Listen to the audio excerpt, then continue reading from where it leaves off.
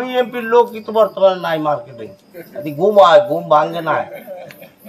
দলীয় শৃঙ্খলা ভঙ্গ ও অনৈতিক কর্মকাণ্ডে জড়িত থাকার অভিযোগে বাংলাদেশ জাতীয়তাবাদী স্বেচ্ছাসেবক দল পটুয়াখালী জেলা শাখার সহ দপ্তর সম্পাদক মোহাম্মদ কাউসার আহমেদকে বহিষ্কার করা হয়েছে।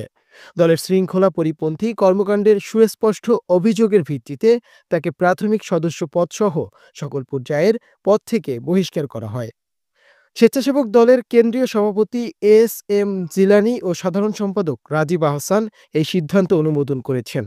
জানা গেছে, আওয়ামী লীগ ক্ষমতায় থাকাকালীন কাউসার আহমেদ ছাত্রলীগ ও যুবলীগের বিভিন্ন কর্মসূচিতে সক্রিয়ভাবে অংশ নেন, যা স্বেচ্ছাসেবক দলের গঠনতন্ত্রের সুস্পষ্ট লঙ্ঘন। এছাড়া স্বেচ্ছাসেবক দলের সাধারণ সম্পাদকের নাম ভাঙিয়ে তিনি বিভিন্ন অনৈতিক কর্মকাণ্ডের সাথে জড়িত ছিলেন বলে অভিযোগ উঠেছে। একটি ঘটনায় অবৈধভাবে নদীর পাড় থেকে মাটি উত্তোলনের সময় ভ্রাম্যমাণ আদালত তাকে 2 লাখ টাকা জরিমানা করে।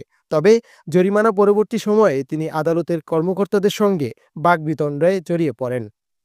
এছাড়াও দলীয় নেতাকর্মীদের অভিযোগ, কাউসার আহমেদ স্বেচ্ছাসেবক দলের কার্যক্রমে নিষ্ক্রিয় থেকে আওয়ামী লীগের বিভিন্ন প্রার্থীর পক্ষে প্রচারণার অংশ নিয়েছেন। বরিশালে ছাত্রলীগ ও যুবলীগের সমাবেশেও তার উপস্থিতির প্রমাণ পাওয়া গেছে। পটুয়াখালী সদর উপজেলা নির্বাচনে নিষিদ্ধ সংগঠন ছাত্রলীগের সাবেক সভাপতি হাসান শিকদারের নির্বাচনী প্রচারণায় অংশ নিয়ে তিনি বলেন, বিএনপির লোকই তো বর্তমানে মাঠে নেই, ঘুমায় সিস্টেমে পইড়ে গেছে গা। এখানে ধানের শীষের নৌকা নাই, ওই একজনে কইবে আওয়ামী লীগ করে, আরে আওয়ামী লীগ করে তোর বিএনপির লোক কিন্তু বর্তমানে নাই মার্কেটে, ঘুম ভাঙে না, সিস্টেমে পইড়ে গেছে গা। উল্লেখ্য, দলীয় সিদ্ধান্ত অনুযায়ী সকল নেতাকর্মীকে মোহাম্মদ কাউসার আহমেদের সঙ্গে কোনো ধরনের যোগাযোগ না রাখার নির্দেশনা দেওয়া হয়েছে। আপনি কি আপনার মাদকাসক্ত স্বজনকে নিয়ে চিন্তিত?